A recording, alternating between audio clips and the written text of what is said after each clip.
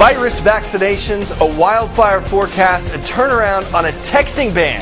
Hi, I'm Carl Azuz. We've got the details on all of these stories in today's edition of CNN Student News. Welcome.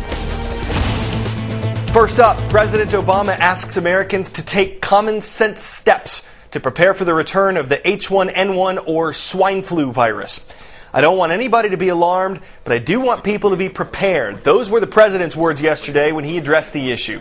He said the government is doing everything it can to prepare for a new outbreak, including making H1N1 vaccines. Mr. Obama says those vaccinations won't be mandatory, although he does recommend them. He also says that if people do get sick, they should stay home from work or school. But what if your school is your home? As Elizabeth Cohen explains, this is a situation facing college students who've contracted the virus. Swine flu seems to like college campuses, and especially the University of Kansas, where there are nearly 350 suspected cases. Freshman Ariel Spiridigliozzi is one of them. When she first got swine flu, I was like, well, am I going to die? Ariel, of course, didn't die, but she was pretty sick. Her temperature climbed to 101 degrees. Everything hurts. You're just laying in bed and your body's just like aching and like you're coughing and your like chest just is burning.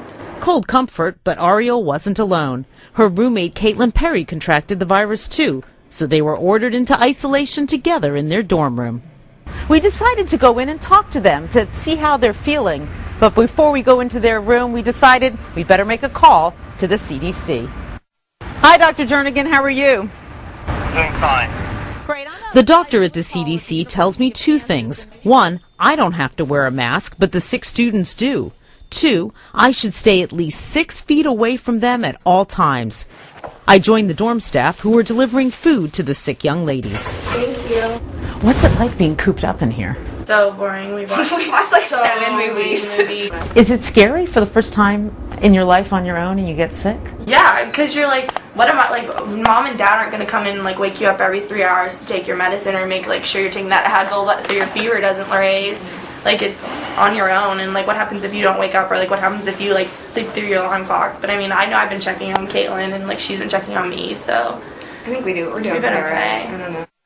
College campuses, students living with each other 24/7, often in close quarters, are breeding grounds for swine flu. So far, 19 campuses across the country have reported cases. The university is following the CDC's guidelines that say if infected students are without a fever for 24 hours, they can leave isolation. So with fingers crossed, Caitlin and Ariel take their temperatures. 98.7. I don't have a fever. 98.2 holler! Yeah, no fever. Hours later, Caitlin and Ariel are free from their confinement, able to leave their dorm room and finally begin life at college. Time for the shout out.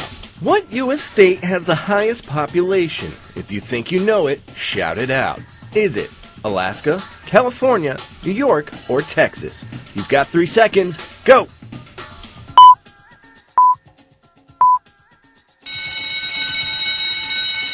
With more than 36 million people, California is the most populated state in the U.S. That's your answer, and that's your shout-out. Some of that population has been ordered to evacuate because of a deadly wildfire. As of Tuesday morning, the Station Fire had burned more than 120,000 acres. That is larger than the entire city of Philadelphia. But officials are feeling more optimistic about efforts to fight the flames. Governor Arnold Schwarzenegger says part of the reason why is the people doing the fighting. We are very fortunate that we have the best and the most aggressive, best trained, most courageous firefighters in the world. And that's why we are able to push back very heavily. But while all those fires are burning, we are already thinking about working to help victims rebuild their lives. Mike Sarkeesian rents a home in the area threatened by the fire. He shot some incredible video of the blaze. Take a look at this. So here we are in the Tujunga Canyon watching this fire go through, trying to protect the buildings. And here's a picture of it coming up probably to the one of the closest spots of the property that could catch a building. So I'm going to tape it just so you guys can see how fast this thing progresses. Moving south of the border, residents of the Mexican resort town of Cabo San Lucas are bracing for Hurricane Jimena as this storm moves up the Baja Peninsula. You can see some of its effects in this video. Jimena began yesterday as a Category 4 storm. It slowed to a Category 3 by the afternoon. But weather officials say the hurricane could still be strong when it hits land. That's expected to happen Thursday morning. Experts warn, though, that any change in direction could affect when and where this storm will hit. Is this legit? There is a nationwide ban on texting while driving. Not legit. Some states do ban text messaging for all drivers, but much of the U.S. doesn't have a ban. One highway safety group, though, thinks that every state should. It's calling for a nationwide ban, something this group was actually opposed to in the past. What's behind the U-turn? A new study says that texting significantly increases your chances of getting in a wreck. Also, a public service announcement that's been going around the internet which shows the potential danger of texting from behind the wheel. Jason Carroll explores how the group's new position could impact the push for a ban. Teachers. This report does include some graphic images from that PSA. We encourage you to preview it before showing it to your class.